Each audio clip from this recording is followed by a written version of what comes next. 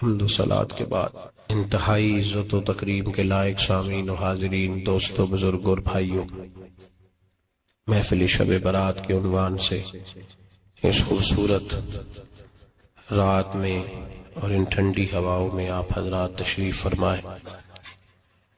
نبی پاک صلی اللہ علیہ وسلم نے ارشاد فرمایا، جب شعبان کی 15ویں رات آئے تو رات کو بیدار رہا کرو اور صبح کو روزہ رکھا کرو۔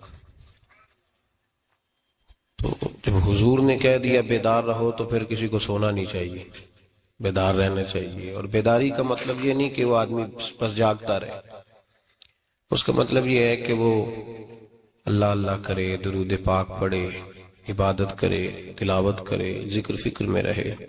کچھ باتیں اس مقصد کے لیے کہ اس رات اللہ پاک نے اپنی رحمت کے دروازے کھولے ہیں، تو کچھ ایسی بات کی جائے جس سے دل نرم ہو جائے۔ دوستو، قرآن مجید کی 2 آیات میں نے پڑھی ہیں۔ اللہ کریم نے فرمایا، یا ایھا الذین آمنوا اتقوا اللہ حق تقاتہ، اے ایمان والو اللہ سے ڈرو اور اتنا ڈرو جتنا ڈرنے کا حق ہے۔ ڈرو اللہ پاک سے، اور جس طرح تم کسی سے ڈرتے ہو، ڈرنے کا حق ہوتا ہے، وہ حق ادا کرنے کی کوشش کرو۔ ہم میں سے بہت سارے لوگ ڈرتے ہیں کچھ لوگوں سے، اور جب وہ ڈر رہے ہوتے ہیں تو انہیں احساس ہوتا ہے۔ اللہ پاک نے ہمارا وہ احساس خود بیان کر دیا ہے۔ فرمایا، جب تم کسی سے ڈرتے ہو تو تمہیں اس کا احساس ہوتا ہے کہ تم کتنا ڈرتے ہو، تو پھر تم کوشش کرتے ہو کہ تم وہ کام نہ کرو جس سے وہ بگڑ جائے گا، ناراض ہو جائے گا۔ جو لوگ قانون سے ڈرتے ہیں وہ اشارہ نہیں توڑتے، کچھ بھی ہو جائے اشارہ نہیں توڑتے۔ انہیں پتہ ہے کہ یہاں اشارہ توڑیں گے تو الجھ جائیں گے، اور جہاں انہیں فکر نہ ہو کہ کوئی پوچھنے والا نہیں، وہاں ہم نے دیکھا ہے کہ لوگ اشارہ توڑ دیتے ہیں۔ اللہ تبارک و تعالیٰ نے موقع دیا، میں حرمین شریفین حاضر ہوا تو وہاں ایک روڈ دائری روڈ کہلاتا ہے۔ اس روڈ سے پیدل چلنے والے نہیں گزر سکتے۔ وہ کہتے ہیں جی اس روڈ سے پیدل والا نہ گزرے، ان کے لیے علیحدہ جگہ ہے۔ قانون یہ ہے کہ اگر کوئی پیدل آدمی وہاں سے گزرے اور اس کا ایکسیڈنٹ ہو جائے تو وہ حکومت یہ کہتی ہے کہ یہ کیوں یہاں سے گزرا تھا، لہٰذا کوئی مقدمہ نہیں ہو سکتا۔ وہاں ہم نے دیکھا ہے کہ لوگ اس سڑک پہ پیر بھی نہیں رکھتے، کہتے ہیں مر گئے تو بنے گا کچھ نہیں۔ یہاں بھی بہت سارے ایسے معاملات ہوتے ہیں کہ جہاں انسان محسوس کرتا ہے کہ یہ بڑا میرے لیے نقصان ہو جائے گا، تو وہ ڈرتا ہے۔ ایک چھوٹی سی بات ہے کہ رات کو کوئی آدمی اپنا دروازہ کھلا رکھ کے نہیں سوتا، حالانکہ کوئی عرض نہیں، کبھی کھلا رہ بھی جاتا ہے، اور اگر کبھی رہ جائے تو جس کی ذمہ داری بند کرنے کی ہو اس کے ساتھ پھر جو رویہ ہوتا ہے گھر والوں کا، یہ خوف ہے ہمارا اندر کا، تو بڑی شدت کے ساتھ ہم اس شخص کو سخت سست کہتے ہیں، ڈانٹتے ہیں، کہتے تو نے خیال ہی نہیں کیا، جمع پونجی لٹ جاتی تو یہ خوف ہے، یہ ہمارا اندر کا یہ خوف ہے۔ آپ بازار میں جائیں تو درجنوں لوگوں نے گن مین بٹھائے ہوئے، ان کا دل نہیں کرتا کہ اضافی تنخواہ دی جائے، کیا مطلب ہے ایک آدمی کو اضافی پیسے دینے کا، لیکن وہاں آدمی بٹھایا جاتا ہے، اس کو تنخواہ دی جاتی ہے، اس کی روٹی کا بندوبست کیا جاتا ہے، اس کے سارے ضروریات زندگی کا خیال رکھا جاتا ہے، اور پس منظر یہ ہوتا ہے کہ ڈر لگتا ہے اگر یہ شخص نہ ہوا تو ہمارے چوری ہو جائے گی۔ اللہ فرماتے ہیں کہ تو جہاں سے ڈرتا ہے تجھے پتا ہے، تو اس طرح کر کہ مجھ سے بھی اتنا ڈر جتنا ڈرنے کا حق ہے۔ یہ جھوٹ موٹ کا ڈراوا نہ پیدا کر کے اوہ اللہ معاف کرے جی، اچھا جناب ڈرتے ہیں آپ اللہ تعالیٰ سے، آپ نے تو کانوں کو ہاتھ لگائے، تو پھر آپ کیا کر رہے ہیں؟ اللہ معاف کرے جی میں تو بات نہیں کرتا، بس 2-4 آدمیوں کی پگڑی اچھالوں گا، اس سے زیادہ نہیں۔ ڈر لگتا ہے جی بات کرتے ہو، 15-20 آدمی بس میرے قابو آئے، یہ کس قسم کا ڈر ہے؟ ڈرنے کا حکم دیا، اور میرے رسول کریم سید عالم صلی اللہ تعالی علیہ وآلہ وسلم نے ارشاد فرمایا کہ تو رب کریم سے دنیا میں ڈر جا، جس طرح ڈرنے کا حق ہے جب قیامت کا دن آئے گا تو اللہ تجھے ڈرائے گا نہیں بلکہ اپنی رحمت کی چھاؤں میں جنت میں داخل کر دے گا. یہاں ڈر. ایک جگہ تو اللہ نے فرمایا ڈرو، اور کچھ جگہوں پہ فرمایا کہ جو میرے علم والے بندے ہیں نا، جن کو میں نے علم دیا ہے، عالم ہیں، ان کے بارے میں فرمایا کہ ان کے دلوں میں میری خشیت ہے. انما یخشی اللہ من عبادہ العلماء، اللہ کے بندوں میں سے جو علم والے ہیں وہ اللہ کی خشیت رکھتے. قرآن نے ایک جگہ کہا ڈرو، خوف کا لفظ بھی استعمال کیا، وَلِمَنْ خَافَ مَقَامَ رَبِّهِ جَنَّتَانِ، خوف بھی ہے اور خشیت بھی ہے. ان دونوں کا معنی ایک ہی ہے، ڈرنا. خوف کا معنی بھی اور خشیت کا معنی بھی، ڈرنا. جب آپ علماء لغت کو پڑھیں گے، عربی ادب کو جاننے والے لوگوں کا مطالعہ کریں گے تو انہوں نے یہی لکھا ہے کہ ان دونوں کا معنی ڈرنا ہے. میری طرف دیکھیے، توجہ کریں، کچھ سمجھانے لگا ہوں، اس نقطے کو ضرور سمجھیے گا. خشیت کا معنی بھی ڈرنا ہے، خوف کا معنی بھی. لیکن جب صوفیاء کے پاس جائیں نا، صوفیاء جو قرآن و سنت کی روح کی تفسیر کرنے والے ہیں، تو وہ کہتے ہیں نہیں، خشیت اور خوف میں فرق ہے. خوف اور ہوتا ہے، خشیت صوفیاء اس کی تفسیر اور کرتے ہیں. وہ کہتے ہیں خوف بھی ہوتا ہے اور خشیت بھی ہوتی ہے، الگ الگ چیزیں ہیں، ایک نہیں.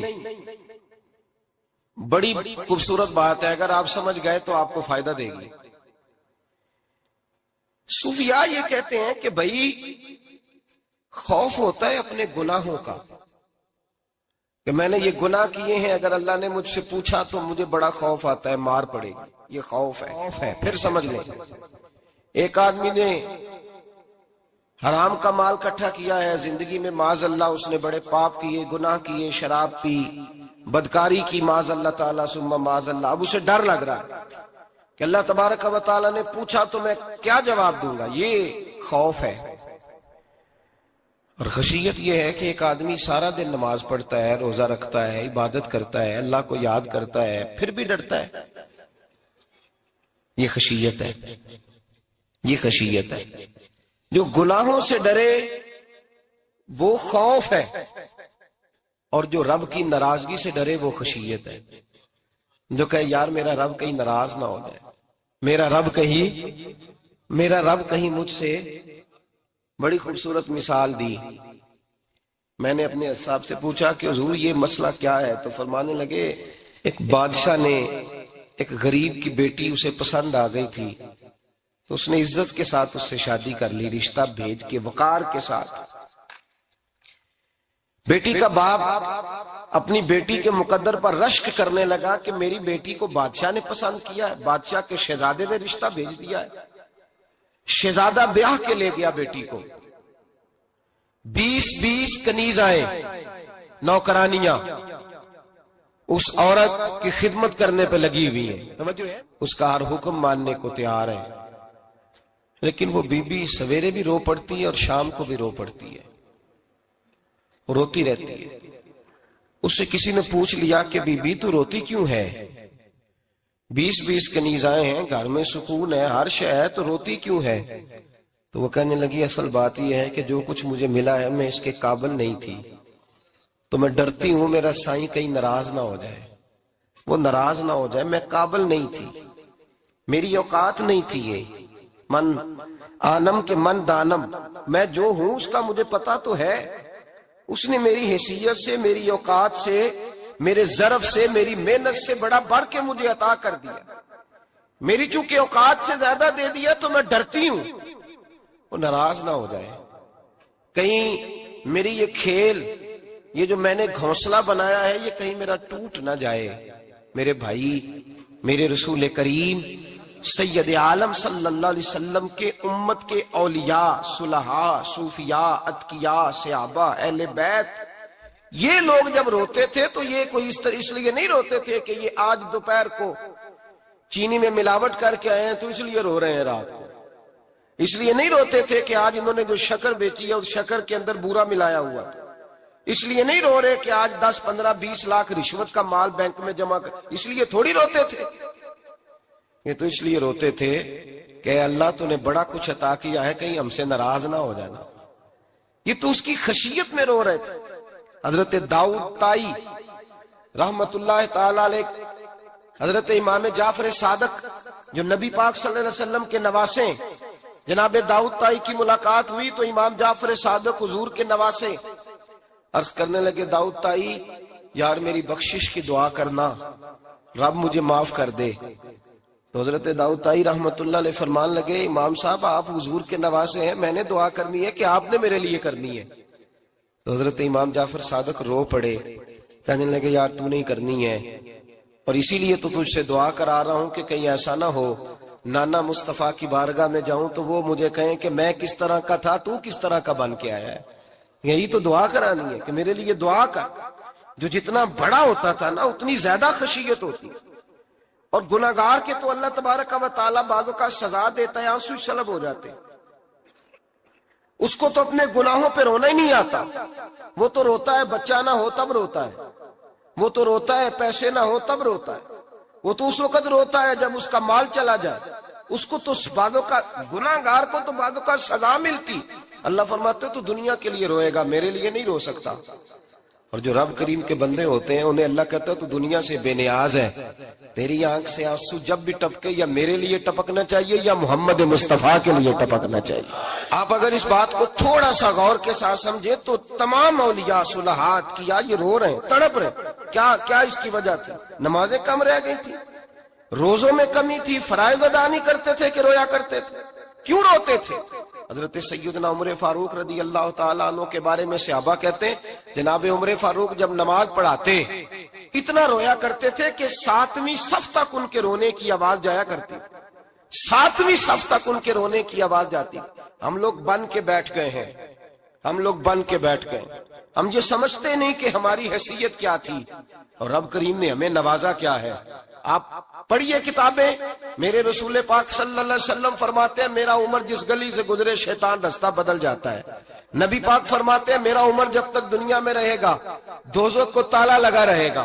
اس صاحب عزد الغابہ نے لکھا ہے نبی پاک صلی اللہ علیہ وسلم نے حضرت جبریل امین کو بلایا، فرمایا چل میرے عمر کی شان بیان کر.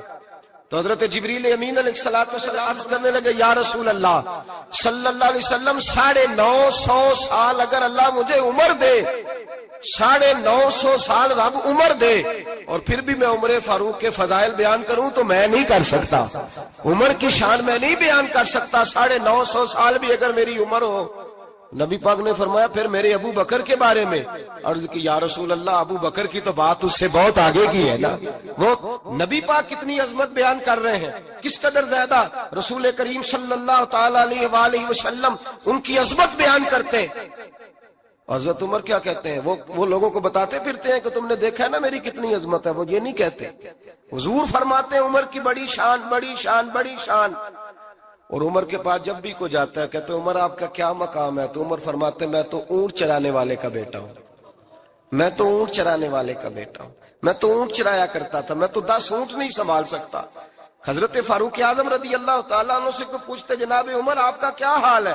تو آپ فرماتے یہ تو میرے مقدر ہے کہ میری بہن نے قرآن سنایا تو میں در رسول تک پہنچ گیا، ورنہ مجھے پوچھنے والا کوئی نہ ہوتا. کبھی جناب علی المرتضیٰ کا بازو پکڑ کے کہتے ہیں علی تو نہ ہوتا تو عمر ہلاک ہو جاتا. بھائی حضور شانے بیان کرتے ہیں. نبی پاک کہتے ہیں میرے ابو بکر نے احسانات کیے، بڑے احسانات کیے، میں نے سب کا بدلہ چکا دیا، ابو بکر کا نہیں چکایا. اللہ کی بارگاہ میں عرض کروں گا یا اللہ تو ہی اسے بدلے دے.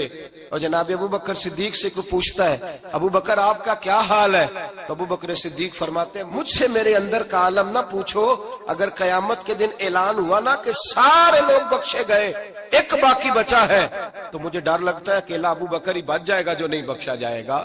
مجھے ڈر آتا ہے. او بھائی پن کے بیٹھ گئے لوگ، لوگوں کو پوچھ کر کے دیکھیں، کہتے ہیں کیا پاپ کیا ہے، کیا ہو گیا ہے؟ خشیت سے کانپتی ہوئی روحیں، تڑپتے ہوئے میرے رسول پاک کے غلام، اولیاء اللہ صوفیاء کرام کے رونگٹے کھڑے ہیں رب کریم کے خوف سے.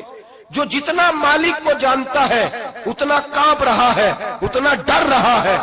جس کی آنکھوں سے آنسو خشک ہے مطلب یہ ہے یہ رب کو جانتا ہی نہیں، اسے کیا خبر اس کا جلال کتنا ہے، اسے کیا خبر اس کا عذاب کتنا ہے، تو کیا جانے۔ ان بطش ربک لشدید، جب وہ پکڑتا ہے تو بڑا سخت پکڑتا ہے۔ حضرت عثمان غنی کو 3 دفعہ میرے نبی پاک نے فرمایا جنتی ہے، جنتی ہے، العثمان فی الجنہ، العثمان فی الجنہ، العثمان فی الجنہ، 3 دفعہ حضور نے جنت کی بشارت دی۔ میرے مصطفیٰ کریم نے فرمایا میرا عثمان گلی سے گزرے تو فرشتے بھی اس کی حیا کرتے ہیں۔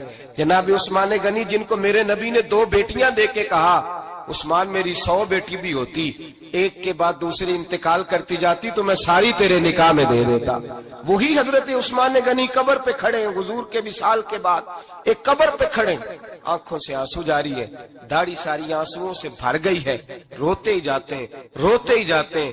غلام کہتا عثمان یار رونا ہمیں چاہیے، رونا ہمیں چاہیے، جن کو کوئی بشارت نہیں اور آپ کو تو 3 بشارتیں، روتے کیوں ہو؟ جناب عثمان غنی فرمانے لگے جس مصطفیٰ نے مجھے جنت کی بشارت دی اسی رسول نے فرمایا تھا قبر آخرت کی منزلوں میں سے پہلی منزل ہے، آخرت کی منزلوں میں سے پہلی منزل۔ سوچتا ہوں اگر رب کریم نے عثمان سے حساب پوچھ لیا حساب کیسے دینا ہے میرے مصطفیٰ کریم نے؟ یہ تو بات ہے نا جناب عمر کی، یہ تو بات ہے حضرت عمر کی، حضرت ابو بکر کی، جناب عثمان غنی کی۔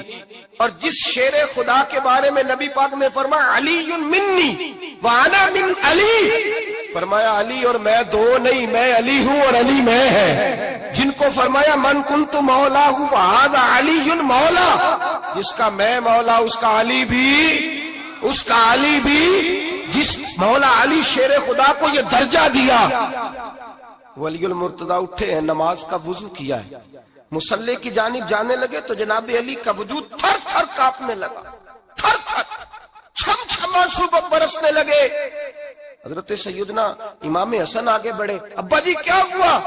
فرمایا حسن ڈر رہا ہوں، مالک کی بارگاہ میں جا رہا ہوں، کہیں رب علی کو دھتکار ہی نہ دے، کہیں مالک علی سے حساب ہی نہ پوچھ لے، کہیں اللہ تبارک و تعالیٰ ناراضگی کی نظر سے نہ دیکھ لے۔ او بھائی ہم لوگ اتنے دلیر، اتنے تگڑے، اتنے سیاہ، اتنے عقل مند، اتنے گناہوں کے پیچھے پہاڑ ہیں، لیکن مجال ہے کوئی ایک قطرہ وہ آنسو جو ہم نے سنبھال کے رکھے ہیں دنیا داری پہ بہانے کے لیے۔ کبھی اپنا حساب کر، کبھی سوچ۔ روز شکوہ کرتا ہے، کہتا ہے میرے پاس پیسے نہیں، گاڑی نہیں، کار نہیں، کوٹھی نہیں، سرمایہ نہیں۔